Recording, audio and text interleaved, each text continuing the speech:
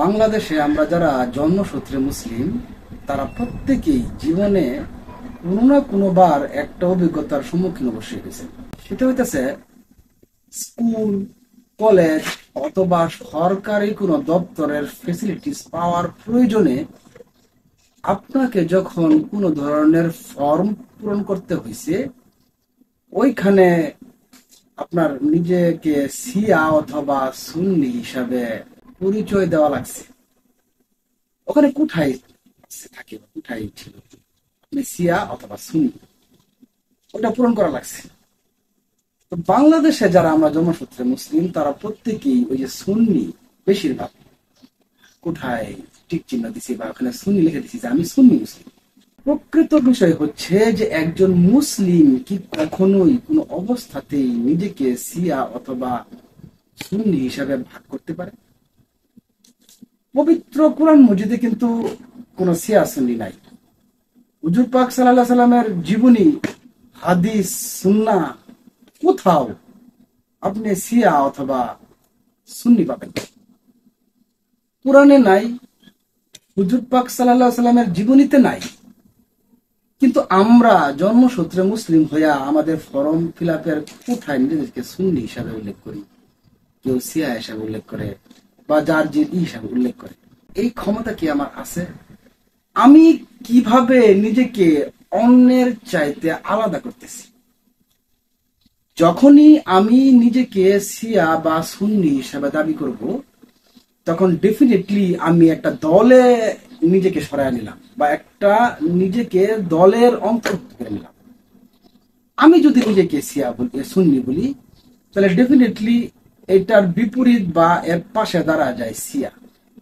শিয়া, সুন্নি, বিশ্বব্যাপী এরকম আরো অনেক ভাগ আছে যারা নিজেদেরকে বিভিন্ন খন্ডে খন্ডে বিভক্ত করে নিছে এবং দল উপদলে ভাগ হয়ে গেছে, যেটা স্পষ্টতই সরাসরি কোরআনের বিরুদ্ধে। কিরকম ভাবে? এই বিষয়ে আল্লাহ তাআলা সূরা আনআমের 159 নম্বর আয়াতে বলতেছেন, যারা নিজেদের দিনকে বিভিন্ন খন্ডে খন্ডে বিভক্ত করে এবং নিজেদেরকে বিভিন্ন দল উপদলে ভাগ করে, তাদের কাজের বিষয়ে আপনার কোনো সম্পর্ক নেই। এই বিষয়টি পুরোপুরি আল্লাহর অন্তর্ভুক্ত এবং সময় হলে তিনি তাদেরকে তাদের কার্যাবলী সম্পর্কে অবহিত করবেন। আল্লাহ কোরআনে বলতেছেন হুজুর পাক সাল্লাল্লাহু আলাইহি ওয়াসাল্লামকে উদ্দেশ্য করে যে যারা নিজের দিনকে বা ধর্মকে বিভিন্ন খন্ডে খন্ডে বিভক্ত করছেন এবং নিজেদেরকে দলে দলে ভাগ করছেন, তাদের সাথে হুজুর পাক সাল্লাল্লাহু আলাইহি ওয়াসাল্লামের কোনো সম্পর্ক নাই, তাদের কাজের সাথে হুজুর পাক সাল্লাল্লাহু আলাইহি ওয়াসাল্লামের কোনো সম্পর্ক নাই। এই বিষয়টা পুরোপুরি ভাবে আল্লাহর এখতিয়ারভুক্ত এবং সময় মতো আল্লাহ তাআলা তাদেরকে বুঝায় দিবেন যে তাদের কার্যাবলী ভুল ছিল না সঠিক ছিল। আপনি আমি যখন নিজেকে শিয়া হিসেবে পরিচয় দিব বা সুন্নি হিসেবে পরিচয় দিব, তখন ডেফিনেটলি কিন্তু আমরা খন্ডে খন্ডে বিভক্ত হয়ে গেলাম। আর এরকম বিভক্তির বিষয়ে আমরা হাদিস শরীফ থেকে জানতে পারি যে 73টা কাতার হবে, 72টা জাহান্নামে যাবে, একটা কাতার শুধু জান্নাতে যাবে। তাহলে নিজেকে সুন্নি হিসাবে পরিচয় দিব, শিয়া হিসাবে পরিচয় দিব, আহলে হাদিস হিসেবে পরিচয় দিয়ে নিজেকে দল উপদলের মধ্যে ফেলায় দিব। তাহলে আল্লাহ না করুক ওই যে 72টা দল জাহান্নামে যাবে তার মধ্যে যে আমিও পড়ে যাই, তাহলে কিন্তু